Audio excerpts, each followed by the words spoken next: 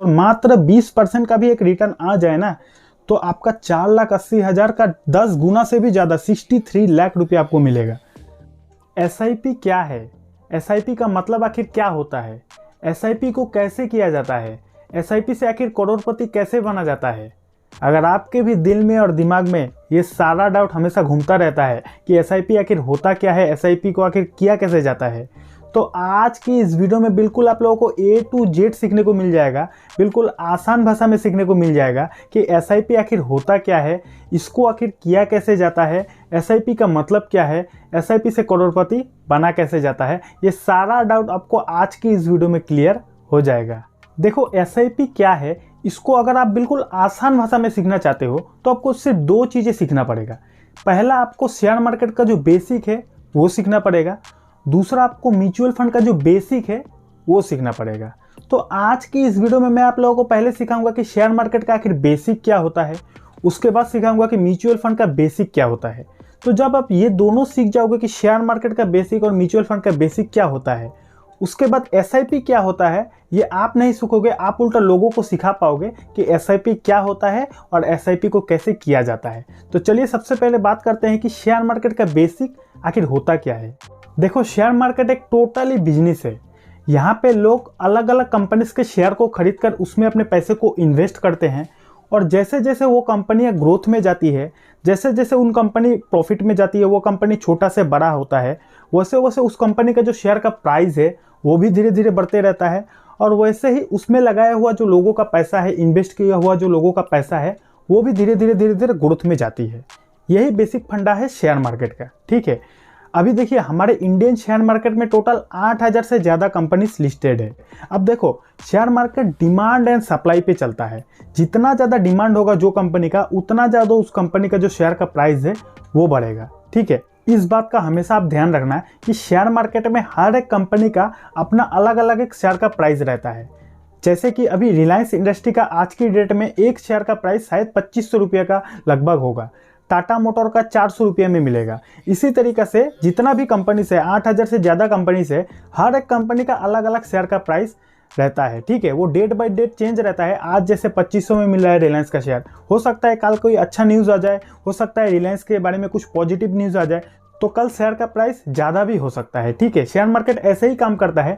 जो कंपनी जितना ज़्यादा अच्छा बिजनेस करेगा, उतना ज़्यादा लोग उस कंपनी के शेयर को खरीदेंगे, और जितना ज़्यादा लोग उस कंपनी के शेयर को खरीदेंगे, उतना ज़्यादा उस कंपनी का जो शेयर का प्राइस है वो बढ़ता रहेगा, और उतना ज़्यादा उस कंपनी पर लगाया हुआ लोगों का जो पैसा है वो भी बढ़ता रहेगा। ये सिंपल फंडा है शेयर मार्केट का। ठीक है, अब यहाँ पे देखो, जो लोग भी शेयर मार्केट में अपने रिस्क में किसी कंपनी के शेयर को खरीदा, मान लीजिए एग्जांपल दे रहा हूँ, मान लीजिए मैंने टाटा का कोई एक शेयर को खरीदा और उसमें अपना 1 लाख रुपए इन्वेस्ट किया। मान लीजिए टाटा का कई सारा शेयर है, टाटा मोटर है, टीसीएस है, टाइटन है, कई सारा शेयर है, मैं किसी का नाम नहीं लूँगा। मान लीजिए मैंने टाटा का कोई एक शेयर को खरीदा, उसमें अपना 1 लाख रुपये इन्वेस्ट किया। अब अगर इन फ्यूचर वो कंपनी का बिजनेस फ्यूचर में जाके ख़राब हो जाती है, तो वो कंपनी का जो डिमांड है वो भी शेयर मार्केट में बहुत ज़्यादा कम जाएगा। लोग क्या करेगा, अगर वो कंपनी का बिजनेस फ्यूचर में ख़राब हो जाएगा, लोग उस कंपनी का जो शेयर खरीद के रखा है वो धीरे धीरे बेच देगा, सेल कर देगा, और जितना ज़्यादा लोग कंपनी के शेयर को सेल करेगा, उतना ज़्यादा उस कंपनी का जो शेयर का प्राइस है वो डिग्रोथ में जाएगा, और उतना ज़्यादा उसमें लगाया हुआ जो मेरा पैसा है, मेरा जो 1 लाख रुपया है, वो भी डिग्रोथ में जाएगा। ठीक है, तो शेयर मार्केट में अगर आप डायरेक्ट किसी कंपनी के शेयर को खरीदते हो, तो उसका पूरा का पूरा रिस्पॉन्सिबिलिटी आपका खुद का रहता है। उसमें अगर पैसा ग्रोथ में गया तो उसका भी रिस्पॉन्सिबिलिटी आपका खुद का है, उसमें अगर आपका पैसा डूब गया वो भी रिस्पॉन्सिबिलिटी आपका है। तो काफ़ी ज़्यादा फंडामेंटल चेक करके, कंपनी का बिजनेस देख के, कंपनी का सेक्टर को डिसाइड करने के बाद ही लोग शेयर मार्केट में इन्वेस्ट करते हैं। ये शेयर मार्केट का बेसिक रूल है। ठीक है, अब यहाँ पे म्यूचुअल फंड आखिर क्या होता है, और म्यूचुअल फंड अगर आप सीख गए तो भाई एसआईपी क्या होता है ये तो आपके लिए एक बच्चों का खेल हो जाएगा। म्यूचुअल फंड का मतलब कुछ एक्सपर्ट लोगों की एक टीम। बात समझ में आई?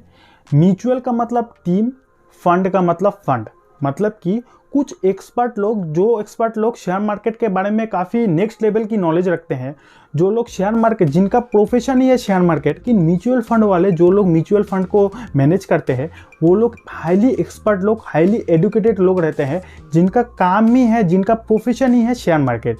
वो लोग हर दिन हर एक सेकंड शेयर मार्केट में निगरानी करते रहते हैं कि कौन सा कंपनी का बिजनेस आज कैसा चला, कौन सा कंपनी का बिजनेस आज कैसा खराब गया, कौन सा कंपनी का न्यूज़ आया पॉजिटिव, कौन सा कंपनी का न्यूज़ आया नेगेटिव। मतलब कि ओवरऑल म्यूचुअल फंड का जो टीम रहता है वो उनका प्रोफेशन ही रहता है शेयर मार्केट। अब उनका मिलकर एक टीम बनता है जिसको बोला जाता है म्यूचुअल फंड। अब आखिर म्यूचुअल फंड से शेयर मार्केट का क्या कनेक्शन है? देखो, शेयर मार्केट का बेसिक में आपने क्या सीखा था कि अगर आप शेयर मार्केट में डायरेक्ट इन्वेस्ट करते हो किसी कंपनी में, किसी कंपनी के शेयर को खरीद कर, और वहाँ से अगर आपका पैसा डूब जाता है, भगवान ना करे ऐसा हो, लेकिन अगर ऐसा हुआ तो रिस्पॉन्सिबिलिटी किसका है? आपका खुद का है, क्योंकि आपने अपने रिस्क पे किसी कंपनी के शेयर को खरीद कर उसमें अपने पैसे को इन्वेस्ट किया, वो कंपनी भविष्य में डूब गया, उसमें लगा हुआ आपका पैसा भी डूब जाएगा, राइट। तो इससे हमें क्या पता चलता है कि शेयर मार्केट में जितना ज़्यादा फायदा है उतना ज़्यादा लॉस भी है, रिस्क भी है। तो इस रिस्क को मैनेज करने के लिए म्यूचुअल फंड बना है।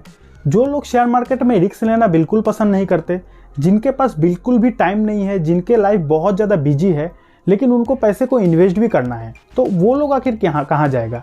वो लोग इन्वेस्ट करेगा म्यूचुअल फंड में।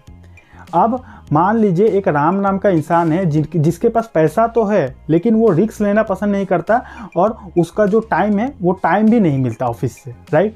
लेकिन उसको पैसे को इन्वेस्ट करना है, तो वो बंदा क्या करेगा? डायरेक्ट स्टॉक्स को नहीं खरीदेगा, वो बंदा किसी एक अच्छे म्यूचुअल फंड में अपने पैसे को लगा देगा। अब उसका जो राम का पैसा है वो म्यूचुअल फंड के जो एक्सपर्ट लोग हैं वो अलग अलग कंपनीज पे लगाएगा। तो एक्सपर्ट लोग जब आपके पैसे को अलग अलग जगह इन्वेस्ट करेगा तो डेफिनेटली वहाँ से जो आपका रिटर्न है वो काफ़ी सेफ भी रहेगा और काफ़ी कंपाउंडिंग रिटर्न भी मिलेगा। तो म्यूचुअल फंड का मतलब, मान लीजिए जो लोग रिस्क लेना पसंद नहीं करते वो लोग डायरेक्ट म्यूचुअल फंड में इन्वेस्ट कर देते हैं। अब वहाँ पे आपका ज़्यादा दिमाग लगाने की कोई ज़रूरत नहीं, आपको डेली बेसिस पे चेक करना नहीं पड़ेगा, आपको कुछ करना नहीं पड़ेगा। आपने म्यूचुअल फंड में अपने पैसे को इन्वेस्ट कर दिया। अब जिस म्यूचुअल फंड में अपने पैसे को इन्वेस्ट किया, वो म्यूचुअल फंड का जो मैनेजर है वो आपके पैसों को अलग अलग जगह इन्वेस्ट करेंगे और वहाँ से आपको रिटर्न मिलता रहेगा। ये बेसिक है म्यूचुअल फंड का, राइट। अब आपको यहाँ पे आपका पूरा जवाब मिल जाएगा कि एसआईपी आखिर होता क्या है।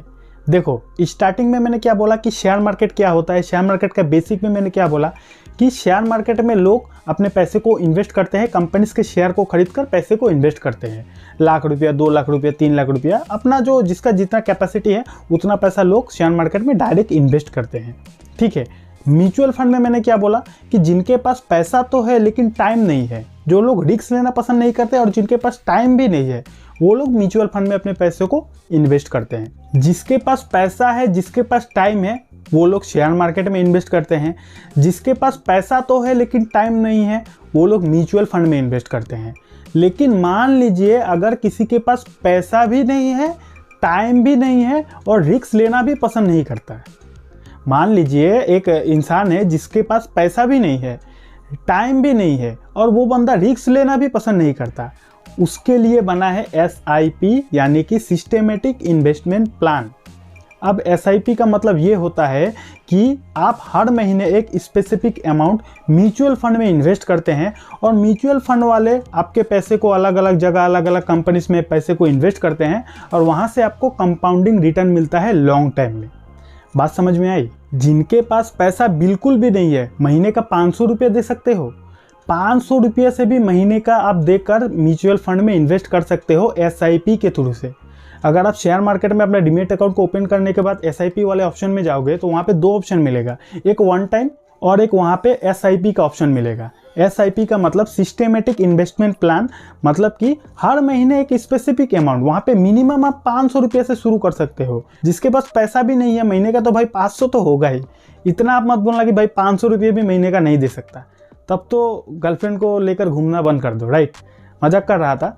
तो महीने का अगर आप 500 रुपया भी देते हो तो हर महीने 500 देते देते लॉन्ग टाइम में काफ़ी ज़्यादा वो पैसा हो जाता है। अभी मैं आप लोगों को गूगल में जाके एक एग्जांपल दिखाता हूँ। देखो, यहाँ पे मैंने गूगल को ओपन किया, आप अपने फ़ोन में भी ये ट्राई करना, ठीक है। गूगल पे जाओगे, एसआईपी कैलकुलेटर मारोगे और वहाँ पे जो भी लिंक है, जो भी आपको पसंद है, उस लिंक पे आपको क्लिक कर देना है। उसके बाद यहाँ पे मैंने एक एग्जाम्पल देने के लिए यहाँ पे दिया है, हर महीने अगर आप 2000 रुपया भी इन्वेस्ट करते हो और 20% भी आपको मिनिमम में रिटर्न मिलता है और 20 साल के लिए अगर इन्वेस्ट करते हो, 2 मतलब 2000 रुपये, 20% का भी अगर आपको रिटर्न मिलता है और 20 साल के लिए अगर आप करते हो तो आपका पैसा जमा होता है 4,80,000, राइट। लेकिन यहाँ पे देखो 20 साल बाद आपको मिलेगा कितना, 63 लैक्स, 10 गुना से भी ज़्यादा।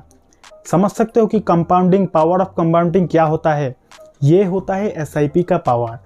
देखने में तो छोटा सा अमाउंट लग रहा है 2000 रुपया, लेकिन 2000 रुपया 20 साल तक इन्वेस्ट करोगे और मात्र 20% का भी एक रिटर्न आ जाए ना, तो आपका 4,80,000 का 10 गुना से भी ज़्यादा 63 लाख रुपया आपको मिलेगा। अब जो लोग 2000 रुपया महीने का इन्वेस्ट नहीं कर सकता, 500 रुपया से शुरू कर सकते हो। ठीक है, तो इतना तो समझ गए कि एसआईपी आखिर होता क्या है। अब इसको आखिर किया कैसे जाता है, एसआईपी को कैसे करें, वो भी आप लोगों को बताता हूँ। देखो, एसआईपी हो या फिर म्यूचुअल फंड में डायरेक्ट इन्वेस्ट करो या फिर किसी कंपनी के स्टॉक्स को खरीदो, चाहे स्टॉक मार्केट करो, आपको ये तीनों करने के लिए एक डीमेट अकाउंट की जरूरत है। ठीक है, डीमेट अकाउंट क्या होता है, अगर आपको ये डिटेल में जानना है तो ऊपर में आई बटन में लिंक दे रहा हूँ। ये वीडियो देखने के बाद डीमेट अकाउंट वाला वीडियो देख लेना कि डीमेट अकाउंट क्यों बनाना चाहिए, इसका शेयर मार्केट से आखिर कनेक्शन क्या है, तो आपका पूरा सवाल का जवाब जो है वो मिल जाएगा। तो अगर आप एसआईपी को करना चाहते हो तो सबसे पहले आपको डीमेट अकाउंट को बनाना पड़ेगा। डीमेट अकाउंट आप कहीं भी बना सकते हो, ग्रो में भी बना सकते हो, अपटॉक्स में भी बना सकते हो, जीरोधा में भी बना सकते हो या फिर एंजल वन में भी बना सकते हो। और अगर आप बिल्कुल फ्री में अपना डीमेट अकाउंट को बनवाना चाहते हो तो नीचे मैं लिंक दे दूंगा, वहाँ से भी जाके आप डाउनलोड करके बिल्कुल फ्री में अपना डीमेट अकाउंट को बनवा सकते हो। और इसके अलावा शेयर मार्केट से रिलेटेड अगर आपको कुछ क्वारी है, कुछ पूछना चाहते हो तो इंस्टाग्राम पे जाके वहाँ पे फॉलो करके मुझे मैसेज करके भी पूछ सकते हो, राइट। तो जब आप अपने डीमेट अकाउंट को बनवा लोगे तो वहाँ पे आप स्टॉक्स में भी इन्वेस्ट कर सकते हो, म्यूचुअल फंड में भी कर सकते हो और एसआईपी भी कर सकते हो। तो एसआईपी आखिर कैसे करें, तो मान लीजिए आपने ग्रो में अपने डीमेट अकाउंट को बनाया या फिर कहीं भी बनाया, XYZ कोई भी कंपनी में आपने अपने डीमेट अकाउंट को जब बनवा लोगे तो क्या होगा, वहां से तो आपका उस डीमेट अकाउंट से आपका जो अकाउंट है, आपका जो बैंक अकाउंट है वो तो लिंक हो जाएगा। ठीक है, तो जब आप अपने डीमेट अकाउंट को खोलोगे वहां पे काफी सारा म्यूचुअल फंड होगा। जैसे कि मैंने स्टार्टिंग में क्या बोला था कि 8000 से ज़्यादा कंपनीज है, स्टॉक्स है, उसी तरीके से म्यूचुअल फंड में काफ़ी सारा है।